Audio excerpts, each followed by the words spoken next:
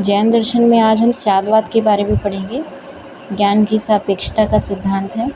इसे शायद किसी तरह या किसी अर्थ में 7 गुना तर्क का पालन सप्तभंगीवाद के भी रूप में यह जाना जाता है। यूजीसी नेट की परीक्षाओं में ये पूछा गया है। पहला है किसी अर्थ में वह मौजूद है, यानी स्याद अस्ति।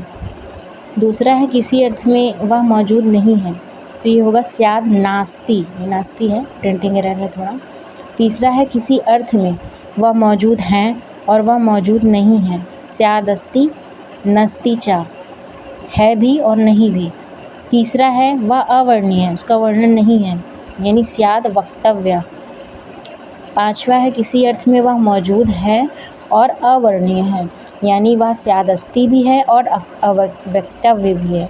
ठीक है, परीक्षा यूजीसी नेट की परीक्षा में जो आया है ये संस्कृत वाला ही पूछा गया है लाइन से, उसे सीक्वेंस में लगाने के लिए। किसी अर्थ में वह मौजूद नहीं है और अवर्णीय है, यानी स्याद नास्ति च अव्यक्तव्य।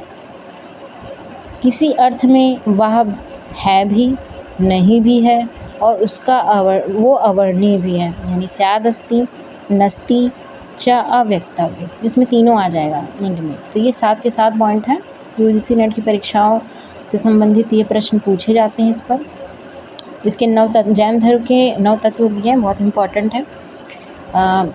जीव यानी आत्मा, अजीव निर्जीव पदार्थ, पुण्य अच्छे कर्मों का फल जिसे कहा गया है, पाप बुरे कर्मों का फल, आश्रवा अनुचित मान्यताओं लापरवाही और जोश के कारण कर्मों का प्रभाव होता है। और इसमें छठा पॉइंट है संवर। संवर भी पूछा गया है। इसके अंतर्गत काफ़ी पॉइंट हैं, जैसे समिति, सावधानी, गुप्ती मतलब होता है नियंत्रण, 10 गुना यति धर्म का मतलब होता है भिक्षुत्व, 12 भावनाएं होती हैं जैसे मानसिक प्रतिबंध होता है, और परिचय यानी पीड़ा पर चिंतन करके प्राप्त कर्मों का ठहराव। 7वां है बंध।